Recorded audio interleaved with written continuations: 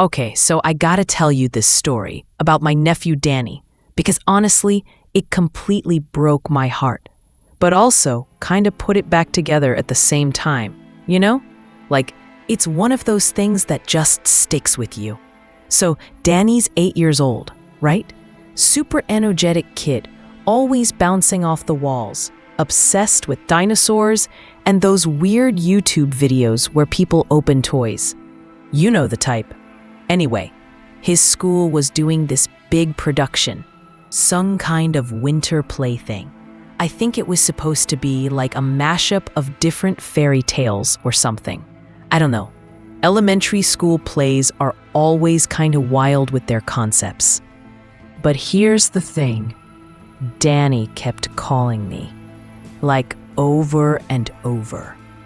At first it was just once or twice, and I was like, okay, that's sweet. He wants his uncle to come watch him. But then it became this whole thing where he'd call me every single day after school. Every single day. And he'd always say the same thing. Uncle Jay, you're coming to my play, right? You promised you'd come. You gotta be there.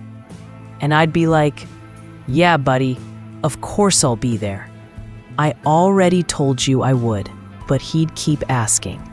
It got to the point where my sister, his mom, even texted me and was like, I don't know why he's so obsessed with making sure you're there. He's not like this with anyone else. That actually made me feel kinda good at first, not gonna lie. Like, oh cool, I'm the favorite uncle. He really wants me there.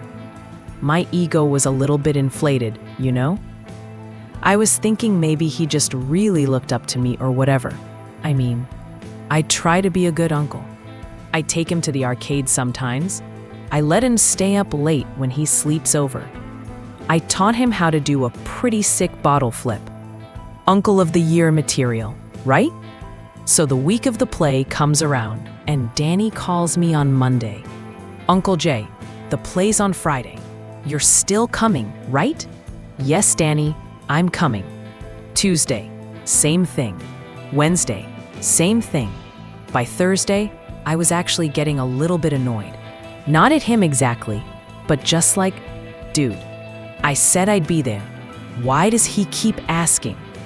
I even mentioned it to my girlfriend, and she was like, maybe he's just excited. Kids get like that. But there was something in his voice that wasn't just excitement. It was like urgency. Like he really, really needed me to be there, and not in a fun way. It was almost like he was scared I wouldn't show up. Friday morning, the day of the play, I'm getting ready for work, and my phone rings at like 7:30 in the morning. It's Danny. Now this kid does not wake up early voluntarily. His mom practically has to drag him out of bed on school days. So I answer and I'm like, Danny? Buddy, why are you up so early? And he goes, I just wanted to make sure you didn't forget. The play's tonight at 6:30. You're coming, right? And I could hear it in his voice, man. He sounded like he was about to cry. This wasn't about excitement anymore. Something was up. I said, Danny, of course I'm coming. I promise. I'll be right there in the front row, okay? You don't need to worry. Okay, he said, real quiet. Okay, good. Because I really need you to be there, Uncle Jay. Like, really, really need you. I'll be there, buddy. I promise. After I hung up, I just sat there on my couch for a minute, staring at my phone.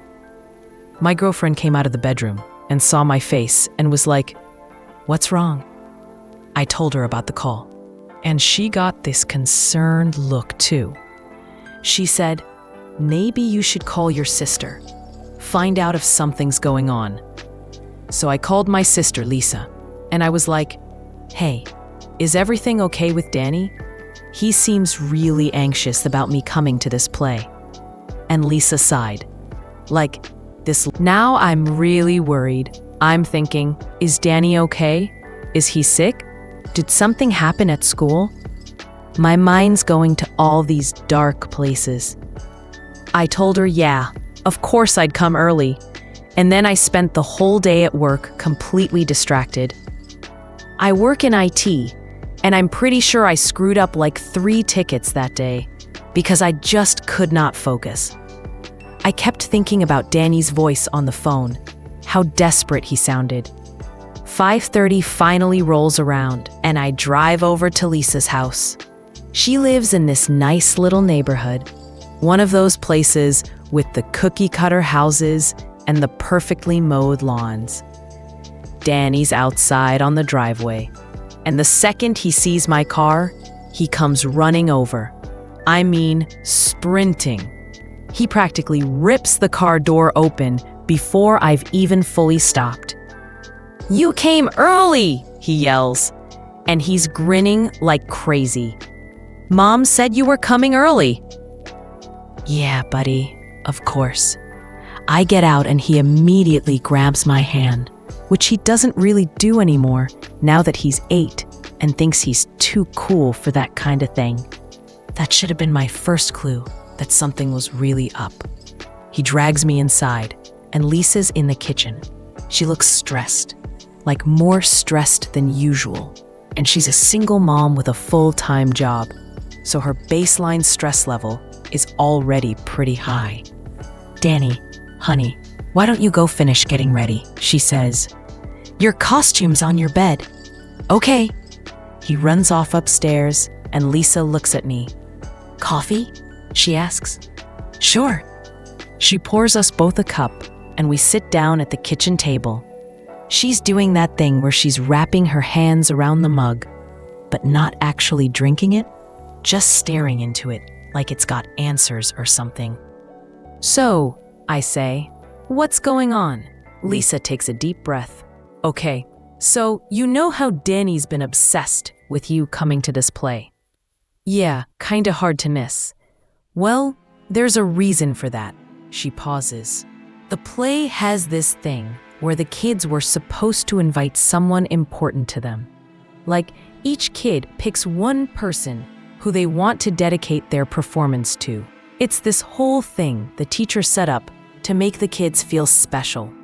"Okay," I say, waiting for the part that explains why this is a big deal. Lisa looks at me, and her eyes are getting watery. "Danny picked you." I blink. "Me? Not you?" "Not me. Not his grandparents. You." Now, I'm not gonna lie, that hit me right in the chest. Like, in a good way, but also in a way that made me feel this huge weight of responsibility. But I still didn't get why Lisa looked so upset about it. That's really sweet," I say, "but why do you look like you're about to cry?" She wipes her eyes. "Because of why he picked you, Jay. The teacher had them write about why they chose their person. I saw what Danny wrote." She gets up and goes to the counter, grabs a piece of paper. It's got Danny's handwriting on it, big and messy, with some words spelled wrong. She hands it to me. I start reading, and man, I can barely get through it. It says, "I pick my Uncle Jay because he's the only grown-up man who spends time with me. My dad left when I was little, and he doesn't call me or visit me. Uncle Jay takes me places and plays with me and makes me laugh. He's like my dad, but better, because he actually wants to be around me. I want him to come to my play so he can see me do something good and be proud of me, like dads are supposed to be proud of their kids." I had to stop reading because my vision got all blurry. I just sat there holding this piece of paper, feeling like someone had punched me in the stomach.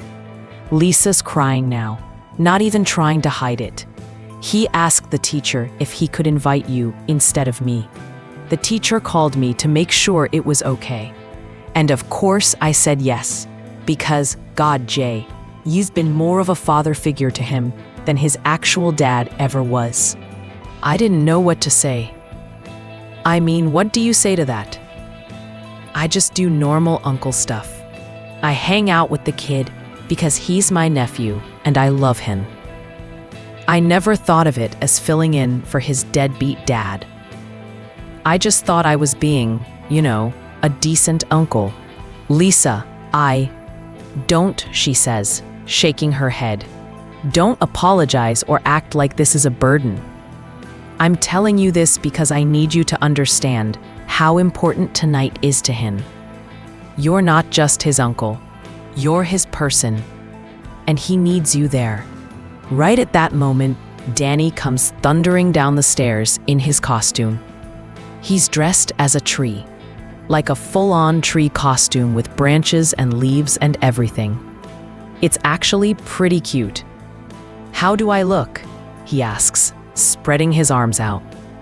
You look amazing, buddy, I tell him, and my voice cracks a little bit. He notices, because kids notice everything. Uncle Jay, are you crying? No, just allergies, I lie. He doesn't buy it, but he doesn't push it either. Instead, he comes over and hugs me, which is when I notice he's shaking a little bit. You're still coming, right? He whispers. You're gonna sit in the front row? I hug him back, tight. I'm not going anywhere, Danny. I promise. I'm gonna be right there, watching you be the best tree that ever lived. He laughs at that and pulls back. I'm a magic tree. I grant wishes. Even better. Lisa checks her watch. Okay, we gotta get going. The kids need to be there early. We all pile into Lisa's car and drive to the school. The whole way there, Danny's chattering about his lines and how they practiced, and how one kid forgot his costume, so he had to wear a cardboard box. He seems less nervous now, but he keeps looking back at me from the front seat, like he needs to make sure I'm still there. We get to the school, and it's chaos. Parents everywhere, kids running around in costumes, teachers trying to herd everyone into the auditorium. Lisa takes Danny backstage to check in with his teacher, and I head into the auditorium to grab a seat. The front row's already mostly full, but I find a spot right in the middle. Perfect view of the stage. I sit down and save the seat next to me for Lisa. While I'm waiting, I look around. There's families everywhere. Moms and dads with their phones out, ready to record everything. Grandparents, siblings, everyone's here to support their kid. And I think about Danny's dad, how he just walked out when Danny was 3 and never looked back. How he sends a birthday card once a year if Danny's lucky, and sometimes not even that. How he moved to another state and started a whole new family, like his first one never existed. And I think about that piece of paper, about Danny's words, about how he sees me. Sure, I'm not gonna lie to you. I was trying really hard not to lose it right there in the auditorium. I'm texting my girlfriend under my breath, like, I can't handle this. I'm literally gonna cry at an elementary school play. And she's sending me back heart emojis and telling me to hold it together. Lisa comes and sits down next to me. He's backstage. He made me promise to point you out to him before the play starts, so he knows exactly where you're sitting. Okay, I say. The lights start to dim, and the principal comes out to do the welcome speech. She's talking about how hard the kids worked and how proud everyone should be.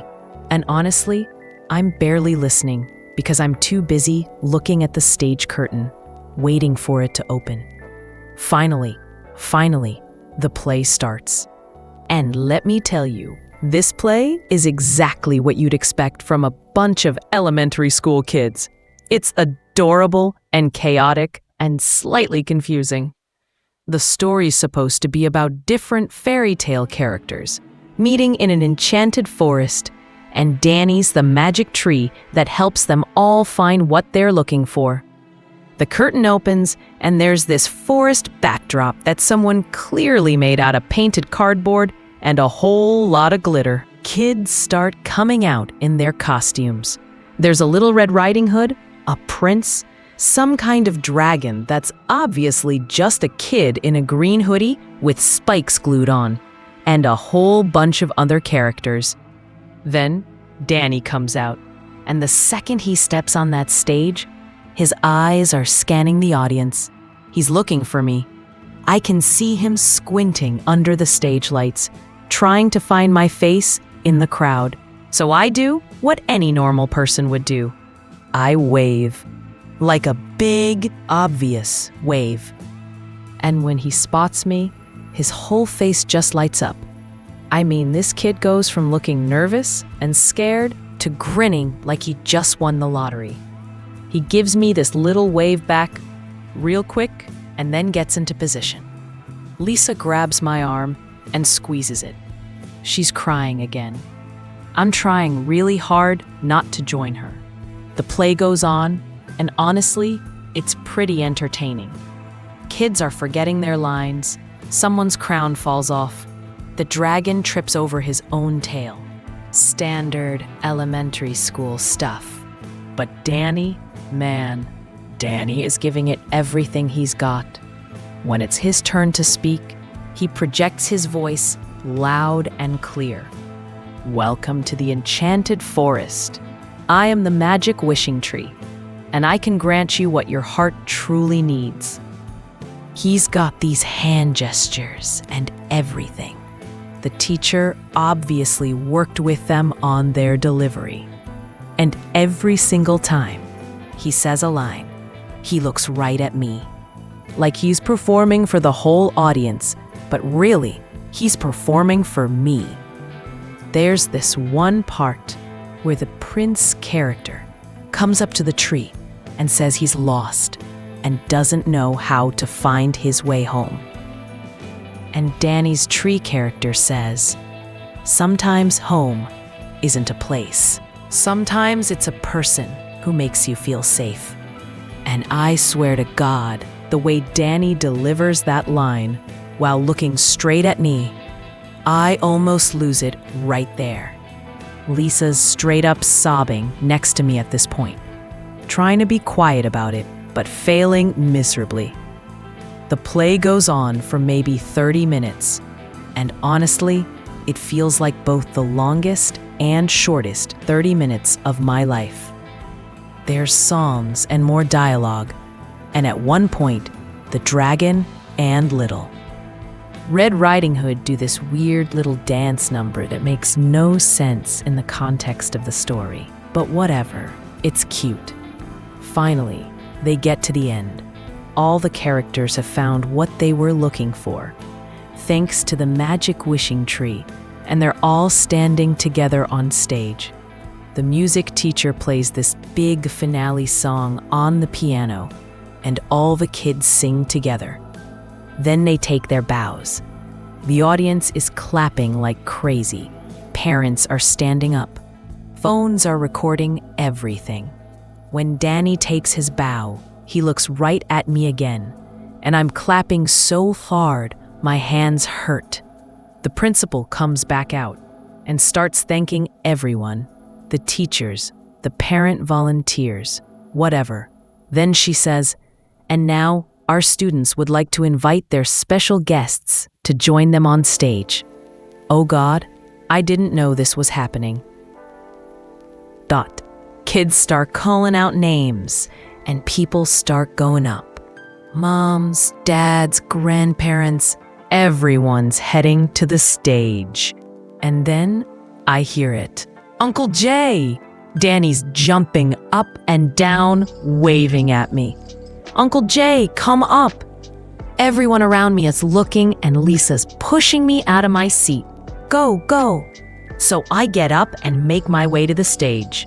And I'm super aware that I'm like the only uncle up here. Pretty much everyone else is parents. I climb up the stairs on the side and Danny runs over to me. He grabs my hand and pulls me over to where he was standing.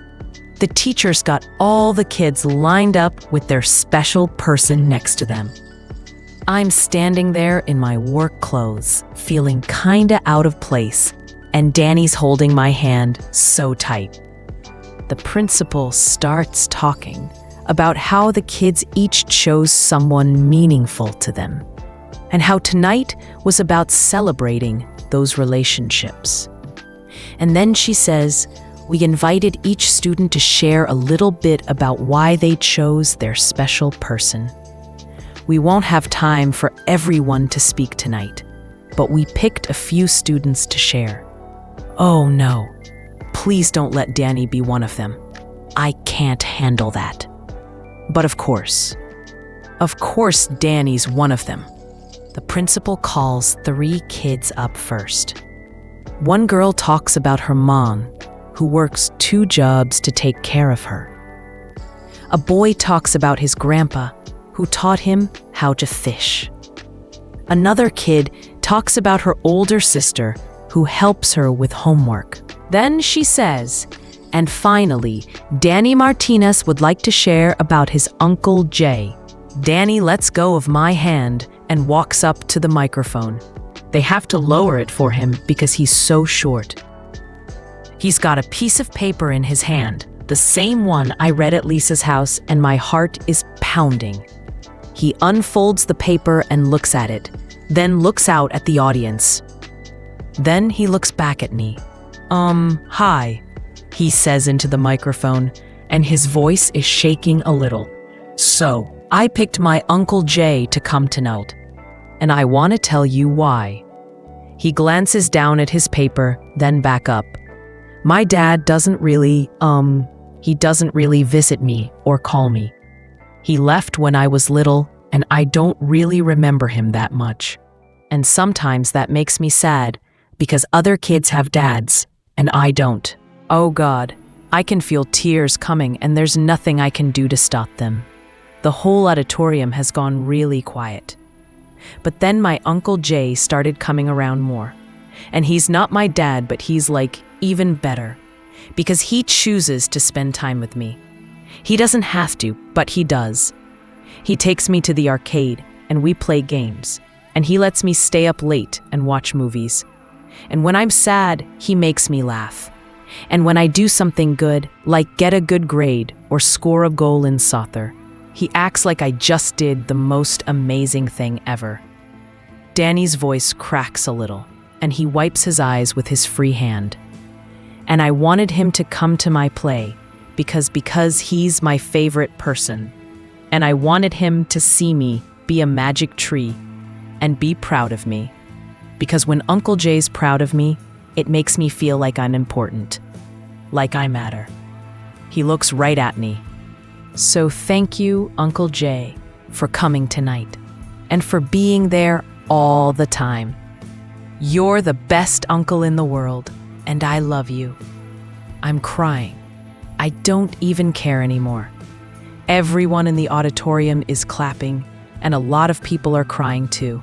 And Danny runs back over to me, and I just scoop him up in a hug and hold him. I love you too, buddy, I tell him, and my voice is completely wrecked. I'm so proud of you. You were amazing up there. He's got his arms wrapped around my neck, and he whispers, you really came. I was so scared you weren't gonna come. I'll always come, Danny. Always. I promise. We're having this moment, and I can hear Lisa behind us just absolutely losing it. And honestly, half the auditorium sounds like they're crying too.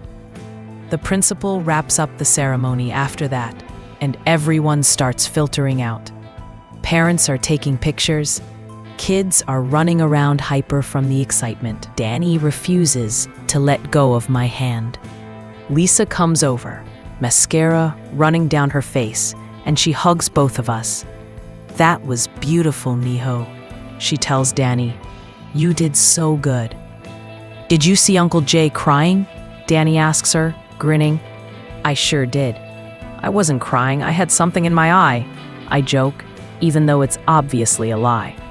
You were totally crying, Danny says. It's okay.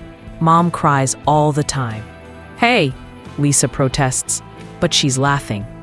We take some pictures, and Danny's friends come over to say hi. He introduces me to everyone as my Uncle Jay, the one I talked about. This one little girl says, "Your uncle seems really nice." And Danny goes, "He is. He's the best." Eventually, people start heading home, and we walk back to the parking lot. Danny's still in his tree costume, branches and all. He insists on wearing it home. When we get back to Lisa's house, she makes hot chocolate for everyone, and we sit in the living room.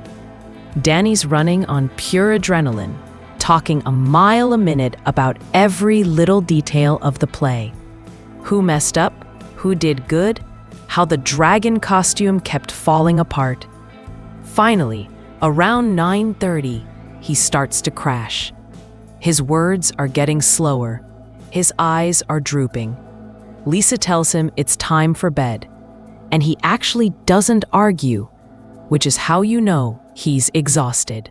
But before he goes upstairs, he comes over to where I'm sitting on the couch. "Uncle Jay? Yeah, buddy. Can you come to my soccer game next week?" I smile. "Of course I can. When is it?" "Saturday morning at 10. It's at the park. I'll be there. Promise." Promise. He hugs me one more time, then heads upstairs with Lisa. I can hear them talking as they go up. Lisa telling him to brush his teeth and get his pajamas on. I sit there on the couch, thinking about everything that happened tonight. About that piece of paper and those words. About how Danny sees me as this important person in his life, when I've just been trying to be a good uncle. Lisa comes back down about 15 minutes later. She sits next to me, and we just sit there in silence for a minute. "You okay?" she asks. "Yeah," I say. "I mean, no, I don't know. That was a lot." I know. I had no idea he felt that way.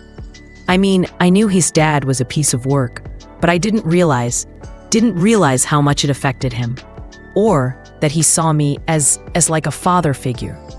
Lisa nods. "He's needed that, Jay, more than you know. And you've given that to him without even realizing it. That's what makes it so special. I'm just being his uncle." "No," she says firmly. "You're being more than that. You're being present. You're showing up. You're proving to him that he's worth someone's time and attention. That's huge for a kid whose dad walked away." I think about that for a second. His dad's an idiot. Agreed. Like, how do you walk away from a kid like Danny? He's amazing. I don't know, Lisa says quietly. I've asked myself that question 1,000 times, but at some point, I had to stop trying to figure out why his dad left and just focus on making sure Danny knew he was loved anyway. And you've been a huge part of that. We sit there for a while longer, just talking. Lisa tells me about how Danny's been doing in school, how he's been making friends, how he's growing up so fast. She tells me she worries about him, about what it's going to be like when he gets older and starts asking more questions about his dad. But, she says, I think he's going to be okay, because he's got people who love him. He's got me and our parents, and he's got you. And that's what matters. Before I leave that night, I go upstairs to say goodnight to Danny. His room's dark except for his nightlight, and he's already in bed, but he's still awake. "Hey, buddy," I whisper. "I'm heading out." "Okay," he says sleepily. "Thanks for coming tonight." "Thanks for inviting me. I wouldn't have missed it for the world." "Uncle Jay?" "Yeah. You're not gonna leave like my dad did, right?" And man, that question just breaks me all over again. I sit down on the edge of his bed. "Danny, I'm never leaving. I'm gonna be here for every play, every soccer game, every birthday, everything. I promise you. You're stuck with me, okay?"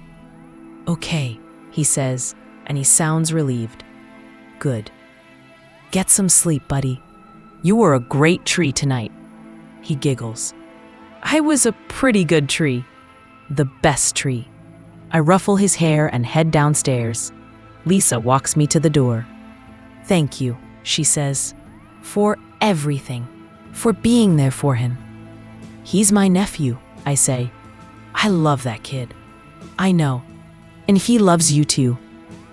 I drive home that night thinking about everything. About responsibility and family and what it means to show up for someone. About how sometimes the most important thing you can do is just be there. When I get home, my girlfriend's waiting up for me. How was it? She asks. And I tell her everything. About the play, about what Danny said on stage, about that piece of paper and the promises I made. And she listens to the whole thing. And when I'm done, she just hugs me. You're a good uncle, she says. I'm just doing what anyone would do. No, she says. You're doing what a lot of people should do but don't. You're showing up. That matters. The next day, I wake up to a text from Lisa. It's a picture of Danny, still in his tree costume, asleep on the couch. The caption says, he refused to take it off. Said it was his lucky costume because his Uncle Jay saw him wear it. I save the picture. I'm probably gonna look at it 100 times. That Saturday, I go to Danny's soccer game. And the Saturday after that, and every Saturday after that, when he has a game. I go to his birthday party. I take him to the arcade. I help him with his science project about volcanoes, which ends up exploding in Lisa's kitchen and makes a huge mess. But Danny thinks it's the coolest thing ever. And every single time I show up, I can see it in his face. That relief, that happiness, that feeling of knowing someone's there for him. I'm not his dad. I'm never gonna be his dad. But I can be his uncle. I can be someone he counts on. Someone who shows up. Someone who makes him feel like he matters. Because he does matter. He matters so much. And that's the thing, right? That's what I learned from all of this. It's not about being perfect or having all the answers or filling some specific role. It's just about showing up, about being present, about proving to someone, especially a kid, that they're worth your time. Danny's 11 now. He still calls me all the time, still asks me to come to his stuff, and I still go. Every time. Last week, he had another school thing, some kind of award ceremony. And when I showed up, he ran over to me, just like he did at that play 3 years ago. Still grabs my hand, still gets that huge smile on his face. You came, he said. Of course I came, I told him. I always come. I know, he said. That's why you're still my favorite. And you know what? That's all I need. That's everything. Because at the end of the day, that's what it's all about. Being someone's person. Being the one they can count on. Being the one who shows up. And I'll keep showing up for every play, every game, every moment. Because that's what you do for the people you love. That's what you do when someone chooses you to be their person. And Danny chose me. So yeah, that's the story of why my nephew begged me to come to his school play. And why it broke my heart. And why it also kind of made me realize what really matters in life. Pretty crazy, right? All of that from an elementary school play and a kid in a tree costume. But I guess that's how life works sometimes. The biggest moments come from the smallest things. And the most important promises are the ones you make to an 8-year-old kid who just needs to know someone's in his corner. I'm in his corner, always will be. And honestly, I wouldn't have it any other way.